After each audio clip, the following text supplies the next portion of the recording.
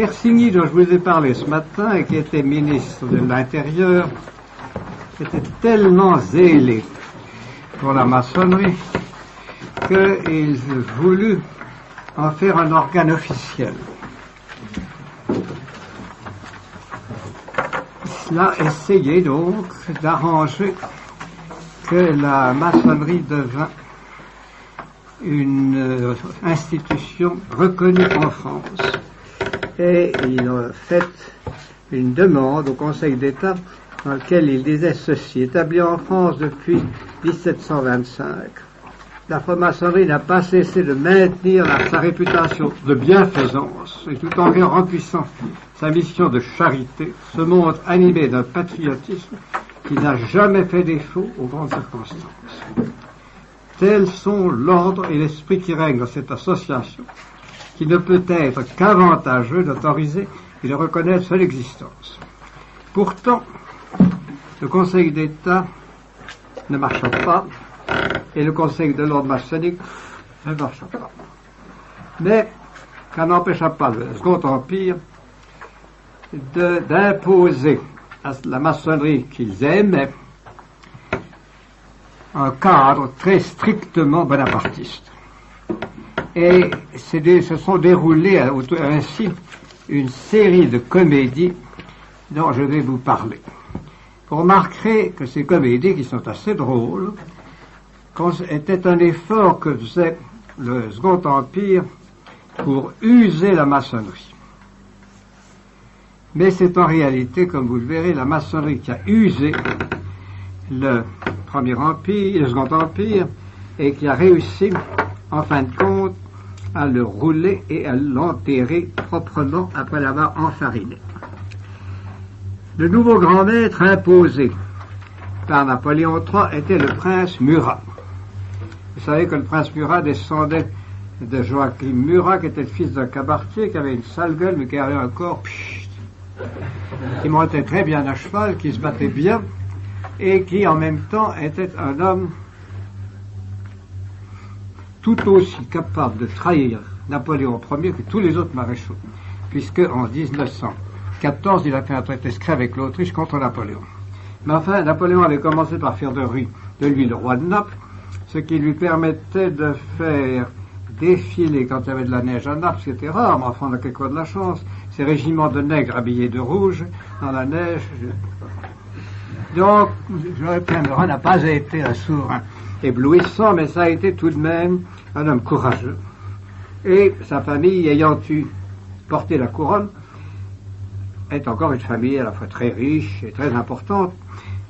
Et Napoléon III, qui avait de l'amitié pour Murat, a profité du fait que son ancêtre Joachim Murat était grand maître de la maçonnerie à Naples, qu'ils avaient été tous maçons, pour le nommer d'office, le faire nommer d'office grand maître du Grand Orient de France. Le 9 janvier 52, ils étaient cousins, et le prince Murat fut élu à l'unanimité de 132 votants. Seulement, le prince Murat avait deux défauts que les maçons n'avaient pas soupçonnés. Le premier, c'est qu'il était autoritaire. Et le second, c'est qu'il était chrétien, et assez sincère, du moins lui ou peut-être sa femme. Sa présidence apporta de l'argent au Grand Orient, et je vous signale que c'est le moment où les maçons ont acheté et aménagé, de 52 à 59, cette maison de la rue Cadet, que j'ai occupée pendant quelques temps et dont je vous parlerai dans mes dernières conférences, qui est l'hôtel de la maçonnerie. Ce grand maître, donc, avait acheté ça pour 525 000 francs, l'avait fait très beau, mais il exigeait de la maçonnerie une obéissance stricte.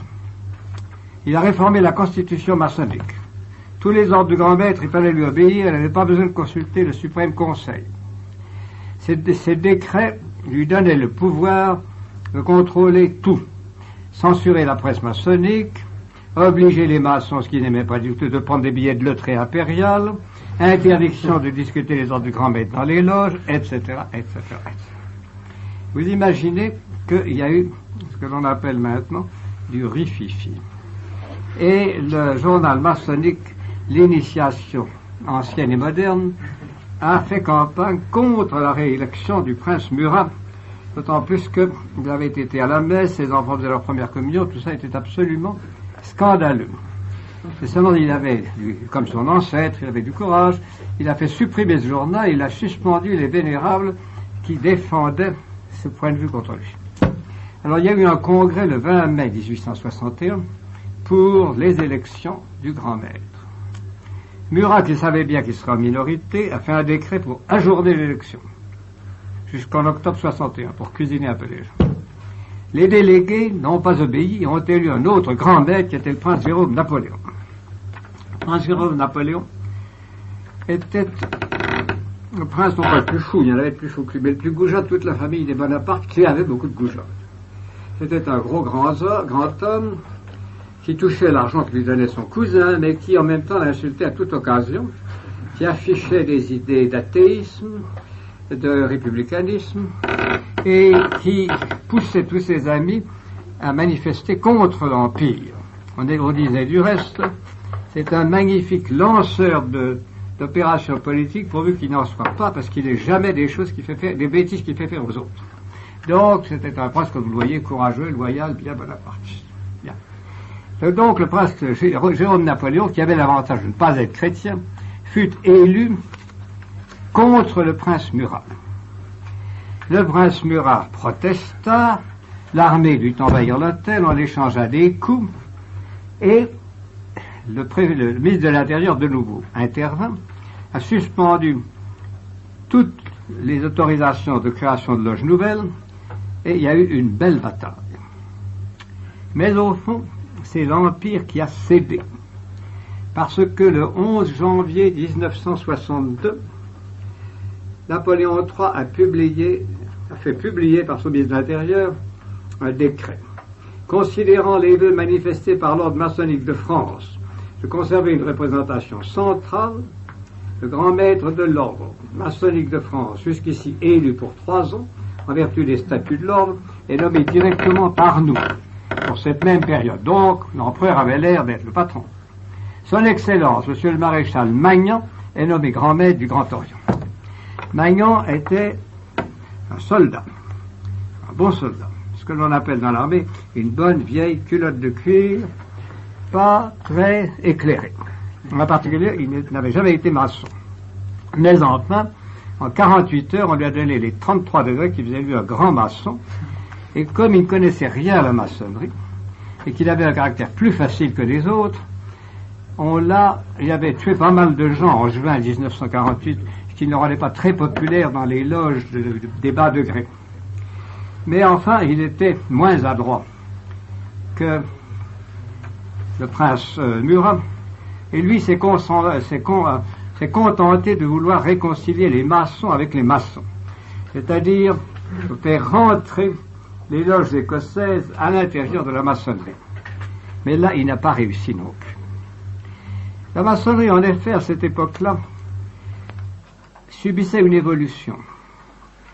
La France s'enrichissait, et la bourgeoisie moyenne, qui, sous la Restauration et sous la République de Juillet, l'anarchie de Juillet, avait soutenu la maçonnerie, en s'enrichissant et en étant satisfaite et en étant un peu snob, commençait à quitter la maçonnerie où entraient de plus en plus ouvriers, artisans, petits bourgeois, épiciers, petits commerçants, petits artistes, etc. Donc il y avait là une transformation qui rendait le maniement par le gouvernement plus difficile. Parce que les gros bourgeois, on leur fait peur facilement, mais les gens qui ont moins de choses, on leur fait peur moins facilement.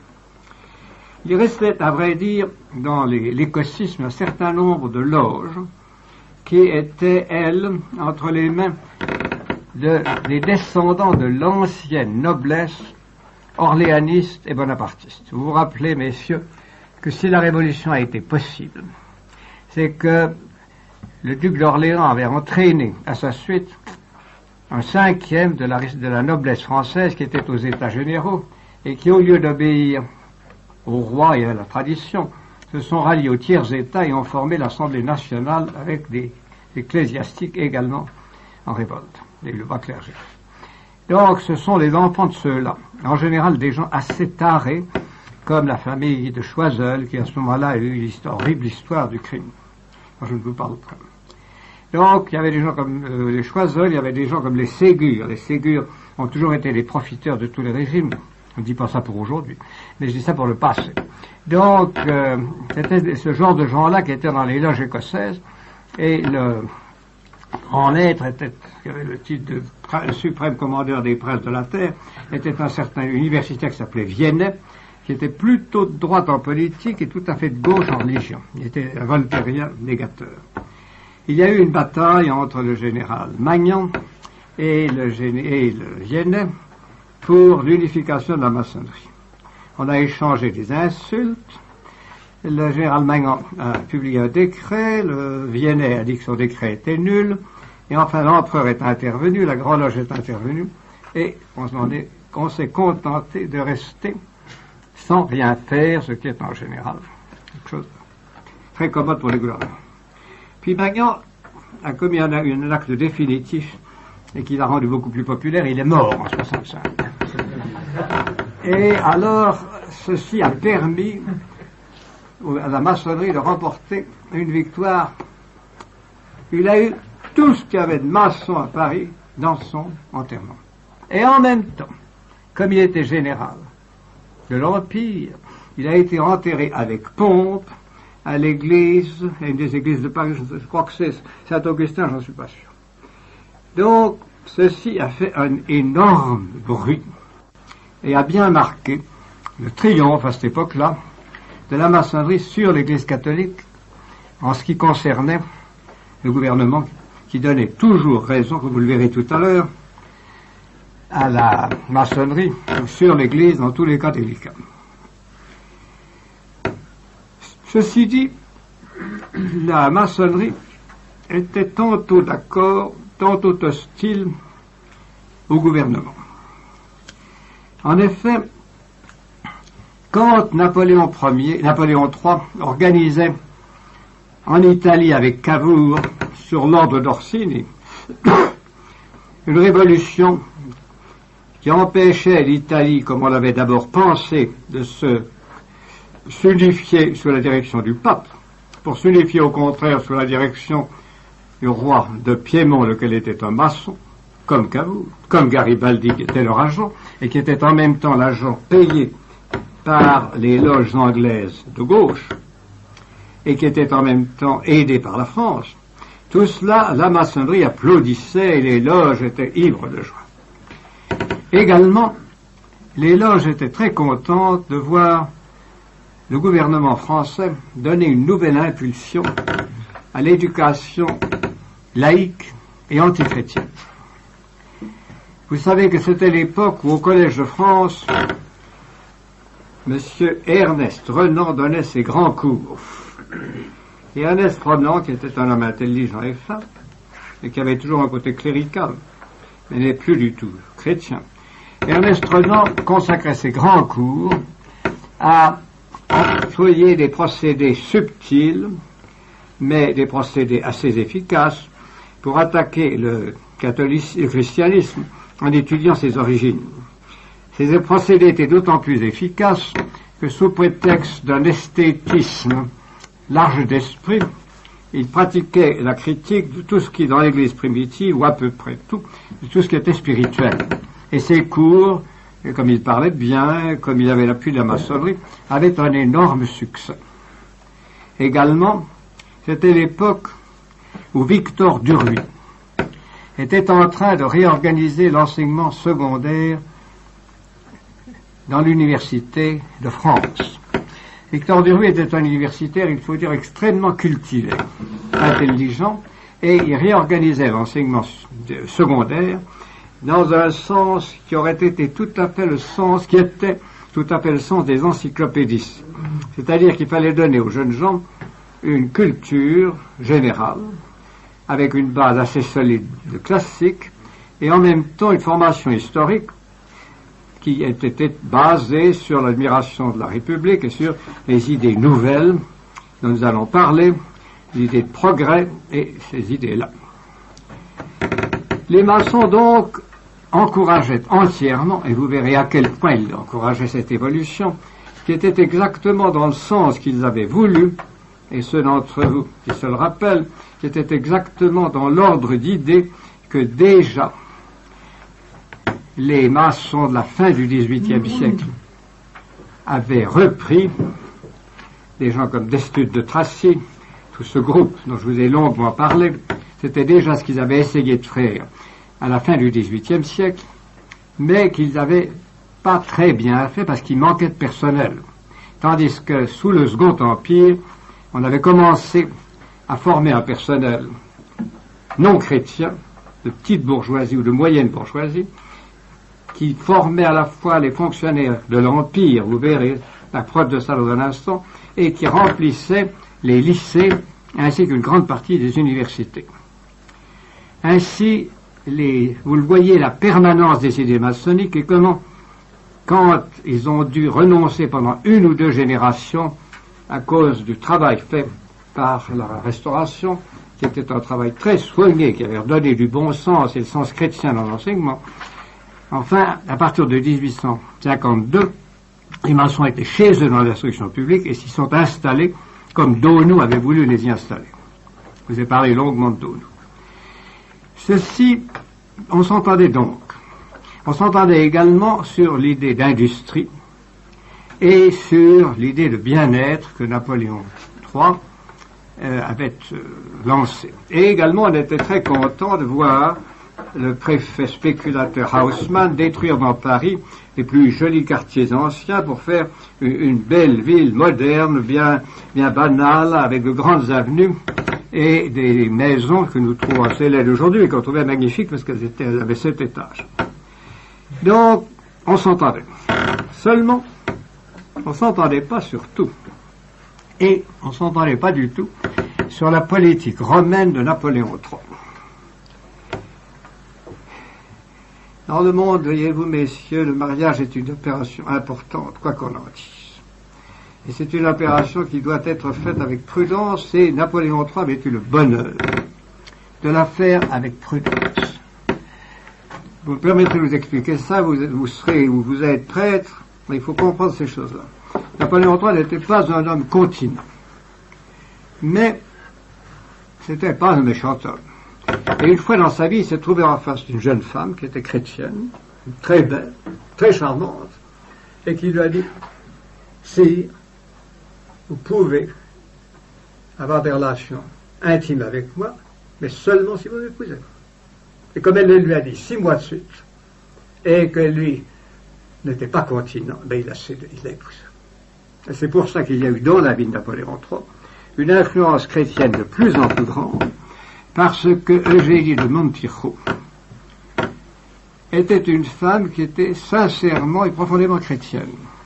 Et que quand l'empereur voulait commettre un acte trop ouvertement hostile à l'Église, elle le lui disait. Et elle lui copiait des pages de Montalembert ou de Pascal pour lui faire comprendre qu'un souverain ne peut pas faire de plus grandes erreurs que d'encourager dans le peuple l'esprit d'indiscipline et de révolte. C'est ainsi qu'elle obtenait de lui qu'on maintient à Rome des troupes françaises qui aidaient le Saint-Père à rester à Rome et qui aidaient en même temps à repousser les incursions de gens comme Garibaldi de temps en temps. Donc, grâce à Eugénie de Montijo, la France n'était pas entièrement un pays maçonnisé, c'était même, sur un certain point, un pays qui avait encore une certaine façade catholique. Et ça, les gens de la loge ne le voulaient pas. Aussi, pendant que les grandes loges officielles se dépeuplaient, et il y a une statistique que je vous cite parce qu'elle est très intéressante. Les statistiques sont toutes fausses, mais elles indiquent quelquefois des courants.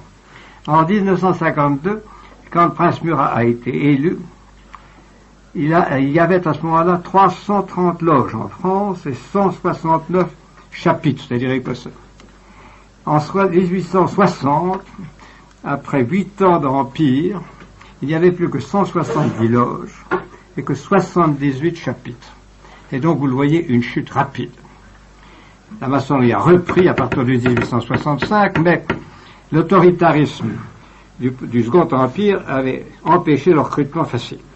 Seulement, Dans ces cas-là, la maçonnerie a une ressource. On avait fondé des séries de groupes qui n'étaient pas vraiment maçonniques, mais qui étaient affiliés à la maçonnerie et composés de maçons, et de maçons très actifs. Je voulais signaler à propos de la restauration le travail énorme fait par les maçons pour faire pénétrer les enseignements de Voltaire, de Diderot, de d'Alembert, de Condorcet dans la masse bourgeoise qui ne connaissait presque pas les grands philosophes du XVIIIe siècle. De 1860 au 1858 à 1870, une société maçonnique qui s'appelait la Société Franklin et qui avait fondé des sous-sociétés, des bibliothèques circulantes, des bibliothèques publiques, a répandu dans la petite bourgeoisie et a répandu chez les contremaîtres, chez les petits ingénieurs, tous les livres antichrétiens qui paraissaient alors. Et il en paraissait une masse infinie. Donc, la maçonnerie a fait à ce moment-là, vous le voyez, sous le masque de société philanthropique, parce que c'était philanthropique de donner des livres, rien n'est plus bon, meilleur que de donner des livres, un travail de destruction intellectuelle qui s'est adressé dans les villes et les petites villes à un type humain qui de plus en plus remplissait les loges et qui de plus en plus exerçait une influence sur le gouvernement. L'Église s'en est inquiétée. Le pape Pie IX, depuis quelque temps, connaissait la situation et en était mécontent. Déjà, pour les élections de 1861, Monseigneur Dupanloup, qui était le directeur des sociétés de Saint-Vincent-de-Paul, avait protesté. Mais, vous comprenez que Persigny s'en était fichu. Seulement, quand le gouvernement imposa l'enterrement à la fois maçonnique et chrétien, catholique, du général Magnan, le pape Pie IX eut un consistoire secret qui ne fut pas trop secret, dans lequel il prononça des paroles que je veux vous citer pour que vous voyiez comment il avait su réagir à ce moment-là contre l'action tout à fait audacieuse et tout à fait impertinente du gouvernement français. Pie IX a condamné donc, dans son allocution, un consistoire secret, ce qui s'était passé. Les termes étaient extrêmement vifs et désignaient très nettement aux catholiques les maçons comme coupables. Il ne s'en prenait pas directement au gouvernement, mais il s'en prenait aux maçons. Il reprenait l'argumentation de ses prédécesseurs, Clément XII et Benoît XIV, contre la secte. Et il mettait, alors là il se tournait vers le pouvoir civil, il le mettait en garde contre ces loups que le Christ, notre Seigneur, a prédit de voir venir couverts de peau de brebis pour dévorer le troupeau. L'impératrice a naturellement fait montrer ça à son mari, qui n'a pas été très content. Et pour vous donner l'idée que le clergé, malgré toutes les vertus qu'il possède, et malgré les dons qu'elle fait du ciel, n'est pas toujours aussi courageux qu'il pourrait l'être, je vous dirais que sur les 87 diocèses français, seulement 18 se font écho aux paroles du pape. Aix, Annecy, Autun, Avignon, Belley, etc. Je pourrais vous donner la liste si vous voulez. Donc 18 sur 87. Pourtant, la lettre pastorale du cardinal Billet, qui est archevêque de Chambéry, et qui a souligné ce qu'avait dit le Saint-Père, fit-elle beaucoup de bruit, parce qu'elle est tout à fait publique et parue dans tous les journaux. Mais alors, les maçons qui se sentaient soutenus par le gouvernement, eux aussi ont réagi. Les loges de Lyon est un des grands centres maçonniques d'Europe. Les loges de Lyon ont protesté en envoyant une lettre au souverain pontife de la religion catholique, apostolique et romaine. Ils étaient presque polis. Ceux de Condom, c'est dans le sud de la France, vous savez, dans la région où on fait du très bon armagnac et où les têtes sont chaudes. Au contraire, ont été extrêmement insultants. Le Vatican, disait-il, a lancé ses foudres. Nous sommes excommuniés. Lorsqu'un pouvoir quelconque est destiné à disparaître et à crouler sous le poids de ses fautes, quelque chose dans l'air indique sa chute prochaine.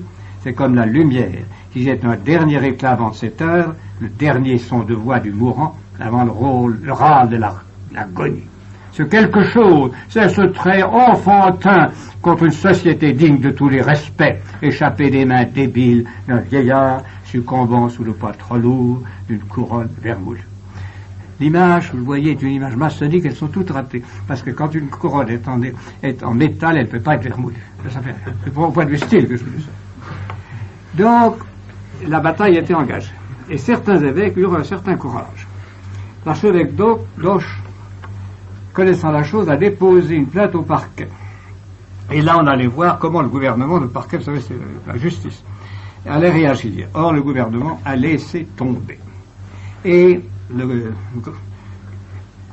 ministre de la Justice a écrit à son subordonné ne pas donner suite à cette plainte, ni exercer des saisies. Je vous invite à donner des instructions dans ce sens à votre substitut de canton. Fini. Et tout de même, on avait réveillé des esprits plus courageux dans l'Église de France, et il y a eu un certain chanoine de Reims qui a fait un beau sermon. Il a été rappelé à l'ordre par le préfet qui l'a convoqué.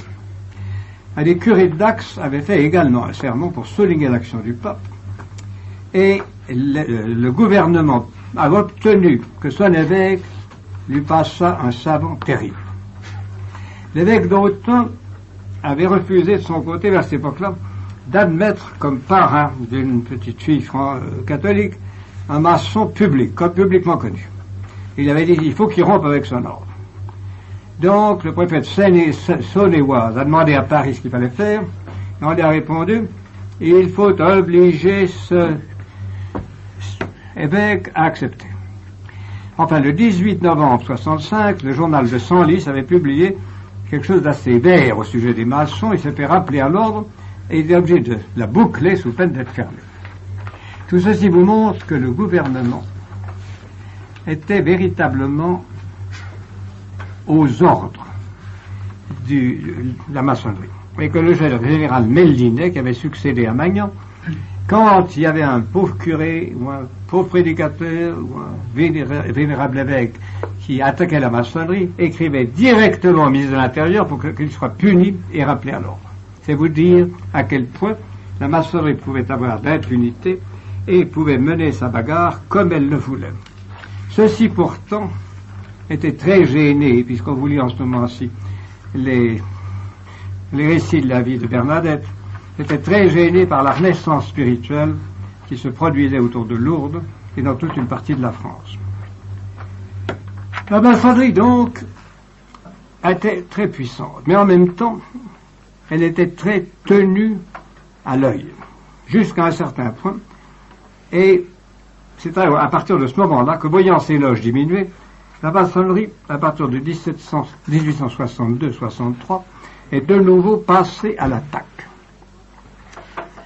Le convent de 1865 a abrogé tout ce que le prince Murat avait voulu faire. Le convent de 1865 également a préparé l'abolition du nom, je ne dirais pas de Dieu, mais du grand architecte de l'univers dans les actes de la maçonnerie. Le convent de 1865 a donné cette rédaction qui, vous le voyez, évitait de parler du grand architecte, en disant la franc-maçonnerie regarde la liberté de conscience comme un droit propre à chaque homme et n'exclut personne pour ses croyances. Elle a pour devise liberté, égalité, fraternité. La grande bataille au nom de cette liberté de conscience va se continuer, et en réalité, ce n'est pas une bataille pour la liberté de conscience, c'est une bataille tout simplement pour arriver à empêcher l'enseignement catholique et la propagande catholique. À cette époque-là également, il faut remarquer dans les loges qui se reforment et qui se multiplient de nouveau, un courant maçonnique extrêmement fort, un courant de violence antichrétienne extrêmement fort. En particulier, je dois vous signaler deux faits qui sont les plus typiques de l'époque. L'un, c'est l'attitude d'une loge de l'époque puissante qui s'appelait les admirateurs de l'univers. Les admirateurs de l'univers étaient des maçons très zélés et qui s'occupaient spécialement de sujets d'éducation et d'instruction. Cette loge avait donc axé son action, comme plus tard, sous la Troisième République, fera la loge du contrat social, dans ce sens-là. Les admirateurs de l'univers disaient qu'il fallait à tout prix obtenir que l'instruction publique fût entièrement dégagée de tout ce qui avait trait à la religion et de tout ce qui avait trait à l'autorité spirituelle d'un culte quelconque. En même temps, l'un des maçons les plus zélés, dont nous aurons à reparler, qui s'appelait Jean Massé, qui était journaliste, qui était politicien, qui sera plus tard ministre. Jean Massé, donc, le 18 octobre 1866, a fondé une institution qui devait avoir en France et qui a encore une influence immense. Cette institution s'appelle la Ligue de l'enseignement. La Ligue de l'enseignement réunissait des cadres maçonniques très forts, auxquels on ajoutait toutes les personnes de bonne volonté, pourvu qu'elles fussent incroyantes, sectaires et un peu imbéciles. Les administrateurs et c'est le meilleur recrutement, vous savez, les administrateurs de l'univers avaient étudié les moyens les plus favorables pour l'établissement de l'instruction élémentaire, gratuite et obligatoire. Le frère Massé, lui, il travaillait par sa ligue. L'œuvre de la ligue, quel était le programme? L'œuvre de la ligue est bien réellement la mise en pratique des principes proclamés dans les loges, l'exécution de l'engagement que l'on prend en y entrant. Donc, liberté de conscience, liberté de culte, liberté des idées. Et alors, on demandait à tous les membres de répandre, et surtout s'ils étaient des fonctionnaires, de répandre et de propager cette ligue. Cette ligue avait comme objet de répandre dans le petit peuple, avec la société Franklin, dans les petits bourgeois, dans ces classes-là, le culte de la science, le culte de la raison et le culte de la libre pensée. Vous voyez donc, nous arrivons là à un tournant où la maçonnerie, qui n'est pas encore carrément engagée dans ce sens, prend le tournant et peut le prendre. Pourquoi peut-elle le prendre? Eh bien, je vous ai déjà parlé des cours de renom, je vous ai parlé déjà de la transformation de l'instruction publique par un grand maître de l'instruction publique qui était lui-même maçon d'Urville et que Napoléon III aimait bien, mais il faut vous parler ici encore d'autre chose. C'est que la pensée en France évoluait.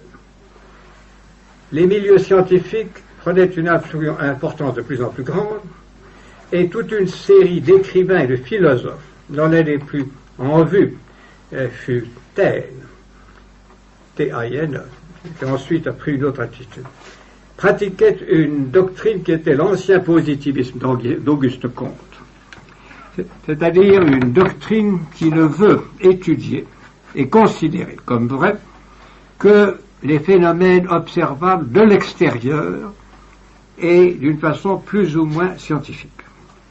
En même temps, l'un des plus grands maçons de l'époque, qui s'appelait Littré, qui a fait ce beau dictionnaire, le meilleur de la langue française, Littré rationalisait tout cela et rationalisait les idées nouvelles qui se répandaient d'Angleterre. Ces idées nouvelles venues d'Angleterre étaient d'une grande importance parce que l'Angleterre était à ce moment-là la nation la plus riche, la plus respectée, la plus admirée, la plus brillante et celle qui exerçait, surtout depuis la Révolution de 1948, une influence mondiale incontestable. Donc, deux philosophes anglais à cette époque-là ont permis à la franc-maçonnerie française de renouveler ses idées, comme je vous l'ai expliqué ce matin. L'un, c'était Darwin. Darwin était à la fois un homme qui étudiait, une sorte de philosophe, et Darwin a publié en 1859 son grand livre essai sur l'origine des espèces. De l'origine des espèces, 1859. La théorie de Darwin, qui est une théorie fausse, était que les espèces humaines, le singe, l'homme, le chat, la souris, la punaise, sont le résultat d'une transformation sélective et automatique qui est un des procédés de la nature. Donc, l'idée, c'est que la nature, avec un grand N ou un petit N, ou même mettre un petit N, produisait d'elle-même tous les échelons qui ont amené à l'homme et qui ont fait que l'homme est un cerveau différent de ceux des animaux, est une conception savante et logique différente de tout ce que les animaux ont, bien que certains animaux en aient l'amorce, et en somme que l'homme est non pas la créature de Dieu, mais le seul être qui puisse, par sa transformation continuée, telle que la nature lui permet de le faire, puisse devenir une sorte de Dieu. Et comme le disait Renan, ce n'est pas Dieu qui a créé l'homme, mais c'est l'homme qui peut créer Dieu. C'était une de ces formules de cette époque-là, qui ont été reprises, vous devez le savoir, par les soviets. C'est exactement l'idée soviétique. Tout ce monde d'idées que d'une façon plus ou moins à droite, et en tout cas avec une violence terrible, les soviets imposent encore dans tous leurs domaines, et dans tous ces malheureux pays qu'ils ont conquis, ce sont un ramassis d'idées de notre XVIIIe siècle et de notre XIXe siècle. Ils ont très peu inventé. Même Marx, ils ne l'ont pas compris. Quoi qu'il en soit, cette idée-là, que l'homme n'est pas issu du divin, mais est gros du divin, c'est l'idée qu'on trouve dans la maçonnerie et qui lie la maçonnerie avec le marxisme. C'est sur cette base-là que maçons et communistes se retrouvent d'accord. À la même époque, Herbert Spencer, qui était un peu plus jeune, donnait à cette idée d'évolution une forme plus philosophique et moins strictement physiologique. Herbert Spencer a été le philosophe qui a mis au point l'idée qu'avait préparée Condorcet, l'idée du progrès universel de l'intelligence humaine.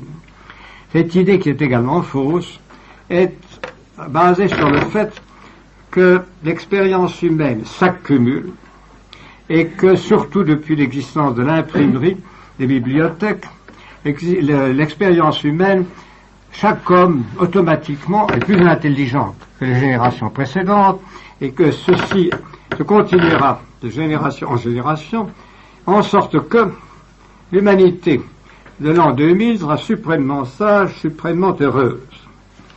Vous voyez, messieurs qui êtes ici, combien tout cela est ridicule, puisqu'enfin, il faudrait croire que vous êtes infiniment plus heureux que vos parents ou vos grands-parents, ce qui me semble dans beaucoup de cas n'être pas vrai, et vous verrez la vie que vous aurez qui sera sans doute pas plus facile que la leur, ni, etc. Mais enfin, en 19e siècle, la science était encore jeune. On était ébloui par les chemins de fer, on était ébloui par les usines. Il n'y avait pas encore trop de grèves, on ne s'apercevait pas que l'industrie risquait de détruire la nature et d'empêcher l'homme de se maintenir sur cette terre où il aurait pu vivre beaucoup plus longtemps et plus heureux si l'industrie avait été moins orgueilleuse et moins destructrice. On ne se rendait pas compte non plus que cette théorie de l'accumulation automatique des connaissances et du savoir était une idée fausse, car l'intelligence humaine est limitée, l'expérience humaine est limitée, et pour ceux d'entre vous que ça intéresserait, je vous donnerai une référence qui est absolument superbe, que je ne l'ai pas ici, mais je vous la donnerai. C'est une référence de Simone Veil. Simone Veil était une socialiste dont je vous parlerai, qui s'est convertie d'une façon sublime pendant l'occupation, et qui a fait un certain nombre d'essais de spiritualité et d'autres, où elle a montré comment cette idée de l'accumulation des connaissances était une idée fausse, qui ne correspondait ni à l'histoire intellectuelle de l'humanité, ni même aux possibilités réelles de l'esprit humain et de l'expérience humaine. Tout cela, vous voyez, c'était des chimères. Mais c'était des chimères qui avaient le double avantage de paraître raisonnables et de paraître logiques. Ainsi, ces chimères avaient un succès fantastique, et grâce à la Ligue Franklin, grâce à la Ligue de l'enseignement, on bourrait le crâne de toute une partie de la France. Et la maçonnerie prenait un essor énorme. Essor qui était limité seulement, comme je vous l'ai dit, par la renaissance spirituelle d'une partie du peuple français. Seulement, la maçonnerie sentait de nouveau la vie affluer en elle. Et alors, une transformation également se produisait dans l'esprit non seulement des particuliers, mais des loges. Et voici quelle était cette transformation. Ce n'est plus la vertu et la philosophie et la bonne nature que prêche la maçonnerie. C'est la science, vous voyez, le progrès, l'édification d'une société nouvelle. Dans les loges, on apprend les formules qui préparent le socialisme. On étudie la condition des ouvriers, les systèmes socialistes, les rouages de l'administration. Et on cherche dans les milieux ouvriers des recrues, et on cherche en même temps à se poser en protecteur et en défenseur de ces milieux ouvriers. C'est vers cette époque-là que commence à s'organiser cette fausse science qui s'appelle la sociologie et qui donne naissance à des mots nouveaux dont le principal objet est de remplacer la charité. C'est tout un ensemble de procédés qui, dans la maçonnerie, marque un courant tout à fait nouveau et un courant qui va prendre une extension énorme. Dès que la maçonnerie s'oriente de ce côté-là, une nouvelle équipe d'hommes vient à elle. Et cette nouvelle équipe d'hommes, nous allons la voir à l'heure et nous allons voir à quel point son rôle va être important à la fin du Second Empire. En masse entre les politiciens dans les loges à partir de 1866-67. À partir du moment où ces idées que je viens de vous dire sont répandues, à partir du moment où elle prend une position violente contre le catholicisme. Les principaux de ces gens que nous retrouverons au début de la Troisième République s'appellent Jules Simon, Emmanuel Arago qui était un savant, Brisson qui était un hypocrite, Rouvier qui était un financier véreux, Laferrière qui n'était pas grand-chose. Et puis avec ça, un avocat qui avait avalé une trompette, un gros ventre, une brave gueule, et qui était appelé une popularité formidable. Il s'appelait Gambetta. Mais il était tellement vulgaire que quand il s'est présenté à une loge de Boulogne, on l'a refusé. Il a fallu qu'il aille à Marseille pour se faire accepter maçon. Ces gens-là, donc, sont les héros de la maçonnerie politique. Il n'est plus question de créer une grande loge. Il n'est plus question même de se troubler beaucoup de ce que fait le gouvernement. Ces gens-là sont dans les loges et, avec l'accord tacite des loges, ils préparent un mouvement de fond contre l'Empire. Ils le préparent, et en particulier en exerçant une propagande pacifiste qui aura une grande importance et dont il faut vous parler ici. Cette propagande pacifiste que l'on chante en même temps que la liberté de conscience, on la chante l'union de tous les peuples et la paix perpétuelle pour tous. Deux des maçons qui ont eu à ce moment-là le plus de succès dans les milieux populaires et qui ont fait des livres, des romans alsaciens patriotes qui s'appelaient Erckmann et Chatrian, disaient dans leur livre le plus réussi qui s'appelait Madame Thérèse que les despotes qui divisent les nations pour les opprimer disparaissent de ce monde et que la sainte fraternité réunisse tous les peuples de la terre dans la même famille. Le frère Crémieux, dont je vous ai déjà parlé, avait félicité ses frères un jour où on l'avait reçu parce qu'il n'avait pas fait au-dessus de lui la voûte d'acier, c'est-à-dire des épées croisées, qui était la façon dont les maçons recevaient les gens distingués dans leur loge. Et ils ont mis de côté le glaive, engin de guerre. Il y avait une loge qui s'appelait Mars et Lézard. Horreur! On a supprimé Mars et on l'a remplacé par sa bonne amie Vénus. Alors, vous le voyez, ceci marque une tendance nouvelle parce qu'il n'était pas du tout question de ça. Naturellement au XVIIIe siècle, les gentilshommes n'auraient jamais accepté, ni même au début du XIXe, parce que Napoléon Ier n'aurait jamais toléré ça. Seulement, Napoléon III était en perte de vitesse. L'Empire, le Second Empire s'usait.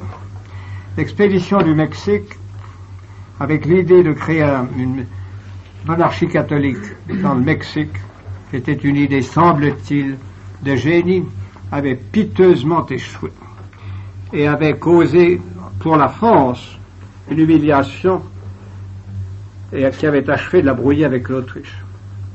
La mort de M. de Morny en 1865 avait supprimé le seul esprit vraiment supérieur d'un homme qui savait gouverner et qui mettait dans son cynisme le goût de l'ordre.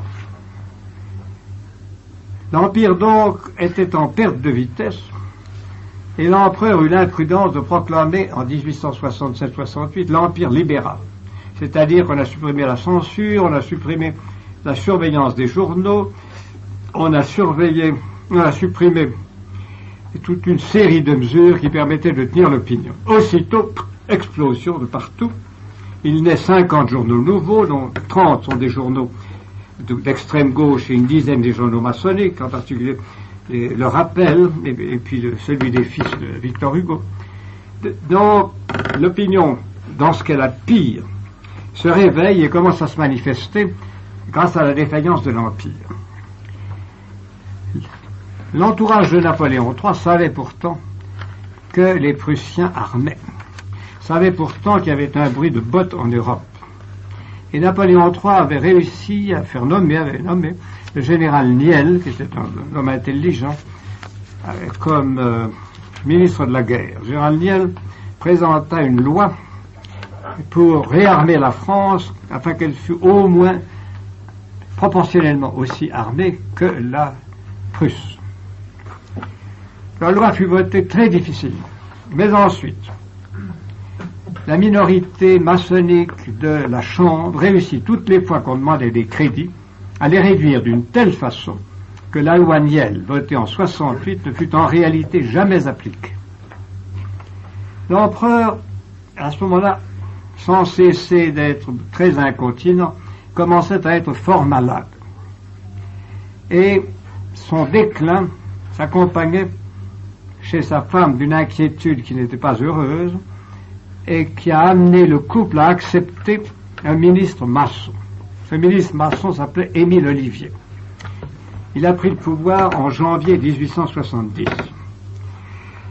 Ce n'était pas un méchant homme, c'était un écrivain, libéral, avocat, maçon du Grand Orient, plutôt conservateur, et il voyait dans la liberté le printemps qui rendrait à l'Empire toute sa gloire, toute sa beauté, toute sa paix, toute sa popularité.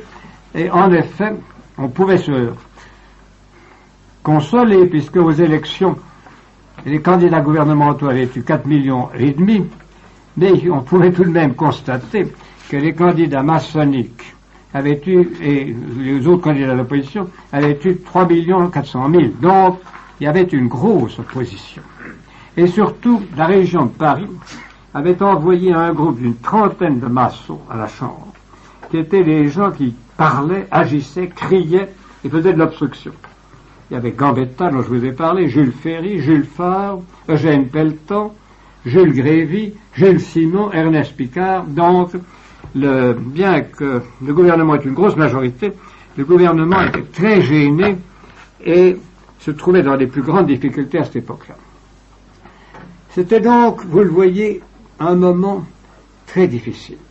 Ollivier était libéral et conservateur, mais les maçons de la Chambre lui disaient qu'il était un traître, qu'il avait trahi la maçonnerie et qu'en réalité, il l'apostrophait. Vous êtes la sentinelle du pouvoir personnel, vous montez la garde près de lui pour faire croire qu'il y a un gouvernement parlementaire alors que véritablement, il n'y en a pas.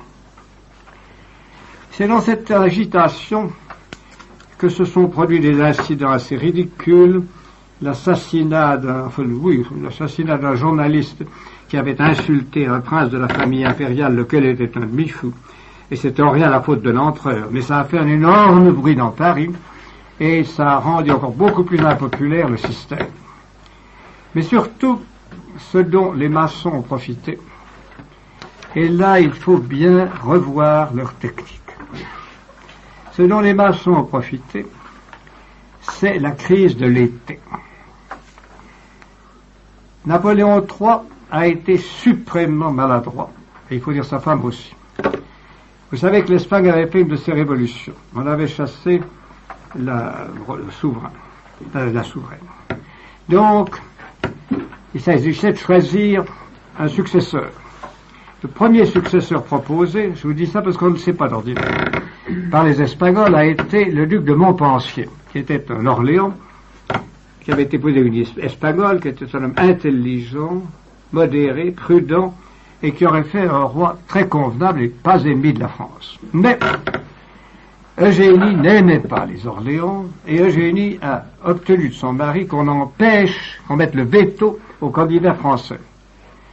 Alors, l'armée espagnole, qui était très fortement influencée par l'armée allemande, a réussi à faire nommer un prince de Hohenzollern, un Hohenzollern catholique. Alors là, catastrophe. Et Napoléon a été obligé de mettre son deuxième veto, ce qui, vous le voyez, aux yeux de l'Europe, était une maladresse sans nom. Le roi de Prusse, qui était l'oncle de ce jeune homme, et qui était, depuis la défaite de l'Autriche à Sadowa en 1966, dominait l'Allemagne, ne voulait pas la guerre. Donc, il a dit, oui, ben, en effet, c'est une erreur, je ne veux pas que mon Dieu soit roi d'Espagne. Et alors, les hurlements des journaux, en particulier des journaux maçons, on dit, ça ne suffit pas, il faut un engagement.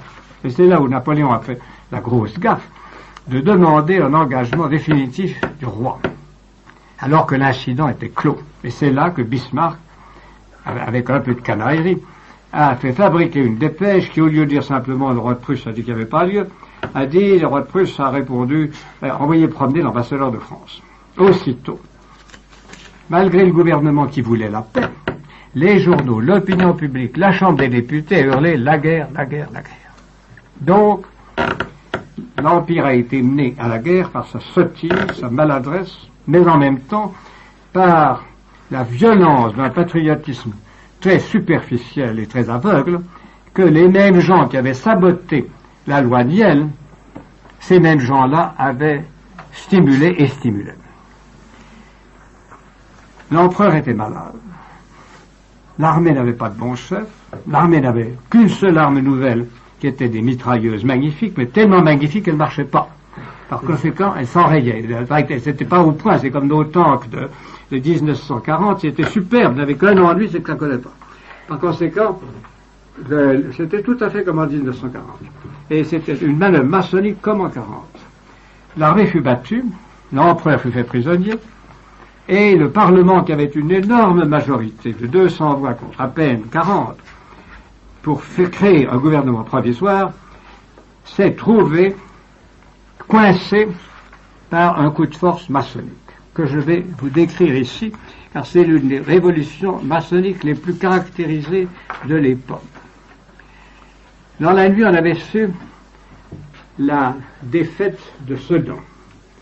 Le matin du 4 septembre, Le Siècle, dirigé par le frère maçon Jourde, publia cette annonce. Rendez-vous est pris par des milliers de gardes nationaux pour se rendre sans armes à 2 heures devant le corps législatif. En réalité, ces gardes nationaux étaient encadrés par des maçons et par les groupes les plus actifs de la maçonnerie pour faire le coup de gueule. Et quand, à la Chambre, au corps législatif, on voulu discuter d'un gouvernement provisoire, une manœuvre du frère Crémieux créa un courant tel qu'il y eut une panique, comme en 48, et que l'on décida, eh bien, on n'a pas le temps, on va faire un gouvernement provisoire pour apaiser la foule. Ce gouvernement provisoire était de 11 membres. Sur ces 11 membres, il y en avait 9 qui étaient maçons: Gambetta, Crémieux, Arago, Jules Ferry, Picard, Gleybisois, Pelletan, Jules Simon, Garnier-Pagès. Il y avait un catholique, le général Trochu, qui était un général dans son genre, enfin, et catholique aussi, dans son genre. Donc ce gouvernement était maçonnique. La France était battue, Et en arrivant à Reims, Bismarck avait dit au maire de Reims qu'il avait voulu voir. Oh, le front s'est battu maintenant. Je suis tout près de lui donner la paix pour une indemnité de 2 milliards et une bande de 20 kilomètres à l'ouest du Rhin, pourvu qu'il y ait la ville de Strasbourg. Si vous comparez ça aux conditions qui ont été faites en 1871, où nous avons perdu 3 départements, 5 milliards, et nous avons eu 5 années d'occupation, vous voyez à quel point décider la guerre à outrance quand les armées régulières étaient battues, quand il n'y avait pas d'armes, quand il n'y avait pas d'hommes entraînés, les maçons qui ont donc constitué ce gouvernement provisoire ont été des traîtres à la patrie, doublement. D'abord parce qu'ils ont fait un coup de force à un moment où il fallait de l'ordre, et ensuite parce que, pour couvrir leur coup de force et pour garder le pouvoir, ils ont fait verser des torrents de sang français, et ils ont amené une humiliation nationale et une dégradation nationale qui n'était pas du tout nécessaire, car le roi de Prusse, qui n'était pas encore empereur d'Allemagne, et Bismarck, qui n'était pas encore sûr de lui-même, pouvaient être arrêtés pile à la frontière Est, et la France évitait cette invasion et cette déchéance devant les nations qui a pesé si lourd de 1870 à 1914. Ce que je vous ai montré depuis le début de cette heure, c'est donc comment le Second Empire, en croyant à droit de ruser avec la maçonnerie, s'est fait rouler complètement. Et comment, en se faisant rouler et en témoignant une faiblesse idéologique horrible, il est en même temps arrivé au moment où, sur le plan où il avait le mieux travaillé, c'est-à-dire le plan de l'équipement national et de la dignité nationale, les maçons, en le détruisant, ont détruit les meilleurs des résultats qu'il avait eus, c'est-à-dire bien-être, paix sociale et une sorte d'équilibre. Tout cela a été détruit par le coup de force maçonnique de 1970, qui a été très bien décrit récemment dans un article des Écrits de Paris de Hugues de Changy, qui a trouvé des documents nouveaux qui montrent très bien comment ce coup de force se fait et comment c'est encore Crémieux qui en est responsable. Demain, je vous parlerai de la montée de la maçonnerie de 1870 à 1890. Il y a des 6 qui 90. Dans ces 20 années-là, la maçonnerie a capitalisé les résultats qu'elle avait obtenus. Et puis, lundi, je vous parlerai alors, de la période 1890 à 1914. Et mon dernier voyage sera consacré aux événements de 14 à 70. Si vous avez quelque chose à me demander, je serai là toute la journée de demain et de 3 à 4h30, vous pouvez m'y reposer avec moi si vous voulez. Maintenant, si vous avez quelque chose de simple, je peux tâcher de vous répondre maintenant ici. Oui. Est-ce que Karl Marx était maçon? Vous dites? Est-ce que Karl Marx était maçon? Oui, il était maçon allemand. Et puis ensuite anglais. Mais il avait un tel foutu caractère qu'il a été moins influencé que bien influencé. Il avait un caractère de chien, avec plus de ses qualités. C'est comme ça qu'il s'est imposé. Et vous voyez, pour tout ce qui est la maçonnerie allemande, si je pensais qu'elle le fait, elle m'a dit que ça serait bien l'année prochaine, vous aurez une conférence sur Marx. Je vous ferai une conférence sur Marx, c'est très difficile. Alors, pour tout ce qui est... Oui, je vais vous dire ça, c'est très intéressant. Pour tout ce qui est de savoir qui est maçon, il faut faire excessivement attention. Parce que les maçons brouillent les cartes. Au moment où Pie IX avait commencé à attaquer la maçonnerie, les loges ont publié en France, en Amérique, en Allemagne qu'il était maçon. Et ont même donné des détails qu'il aurait été introduit dans la maçonnerie à telle et telle période. C'était la revue maçonnique Entre Colonnes, Entre Columnas, publiée à Mexico, qui a dit ça d'abord. Puis ensuite, ça a été répété, et on avait affirmé donc qu'il avait été initié à Philadelphie ou bien en Allemagne. Et la chose paraissait comme prouvée. Et le petit Larousse illustré le donnait, tous les journaux le donnaient. La chose était considérée comme non, que ce sympa, le pape du syllabus, qui avait une grande sagesse, aurait été maçon. Puis nous avons eu la chance, pendant que je travaillais au Grand Orient, de trouver à la chaîne d'Union, qui était le journal maçonnique assez bien rédigé, d'octobre 85, l'article suivant, qui était adressé au directeur de cette chose-là. Très honoré et très estimé frère Rupert, il avait donc écrit, il avait été éprouvé, comprenez-vous, que Pie IX n'avait jamais été initié à Philadelphie, mais on pensait qu'il avait été initié en Bavière. Très honoré et estimé frère, en réponse à votre lettre très agréable, j'ai l'honneur de vous avertir que le prétendu diplôme qui établirait la soi-disant initiation du pape Pie IX à la maçonnerie est une invention et toute la chose d'une inepte sottise. Il n'a jamais existé une grande loge de Bavière. Il n'a jamais existé une grande loge du Soleil à Bayreuth. La maison royale de Bavière n'a jamais connu un Guillaume de Wettelsborg comme prince de Bavière ou comme grand maître des loges. Le prétendu diplôme, signé de ses noms, ne se trouve pas dans les archives des 2 loges de Nuremberg. On ne sait pas d'où vient continuellement cette absurde invention à laquelle on a opposé bien des fois un démenti absolu dans divers journaux.